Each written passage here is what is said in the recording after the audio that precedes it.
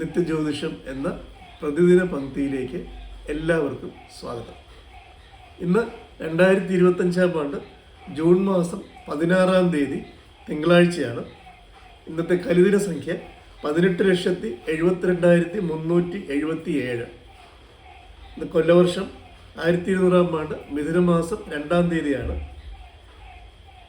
ശകവർഷം 1947, ജ്യേഷ്ഠമാസം 26, തമിഴ് മാസം ആണി 2.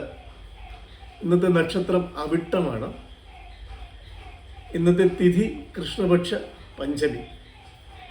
ഇന്നത്തെ കരണം കഴുതക്കരണം. ഇന്നത്തെ നിത്യയോഗം വൈദ്യുതി എന്ന പേരുള്ള നിത്യയോഗമാണ്. മകരം ഞാറ്റുവേല തുടരുകയാണ്. ഉത്തരായനകാലം, ഗ്രീഷ്മ ഋതു.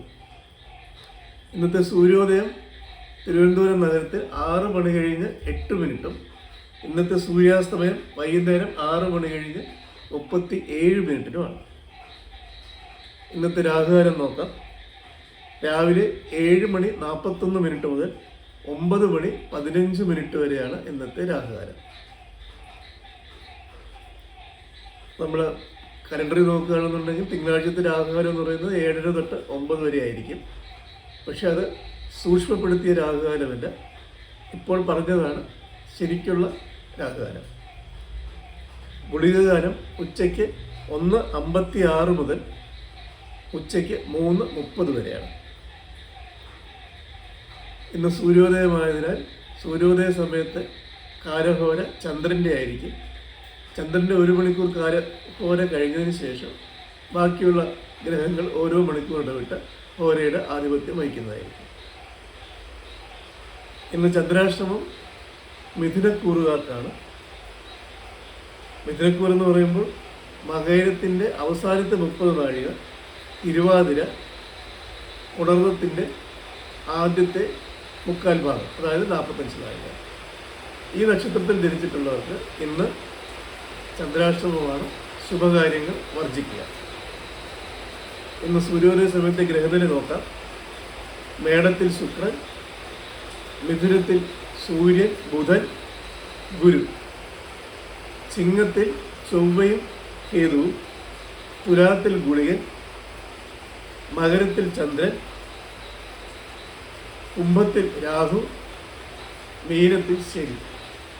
ഇതാണ് ഇന്നത്തെ സൂര്യോദയ സമയത്തെ ഗ്രഹനില.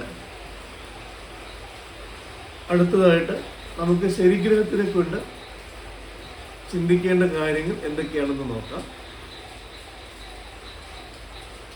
ശനിയെക്കൊണ്ട് പ്രധാനമായും ചിന്തിക്കേണ്ടത് ആയുസ്, മരണം, ഭയം, ജാതിഭ്രഷ്ട്, അപമാനം, ദുഃഖം, രോഗങ്ങൾ, ദാരിദ്ര്യം, ദാസന്മാരും ഭൃത്യന്മാരും,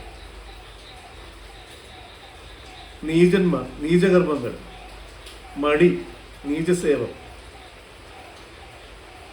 വൃദ്ധന്മാർ, വൃദ്ധ സ്ത്രീകൾ, കടം, കാരാഗൃഹം, കാട്, ബന്ധനം, ചുടലക്കളം, കൃഷിസാധനങ്ങൾ, ലജ്ജയില്ലായ്മ, ഉരൽ, ഉലക്ക തുടങ്ങിയ സാധനങ്ങൾ.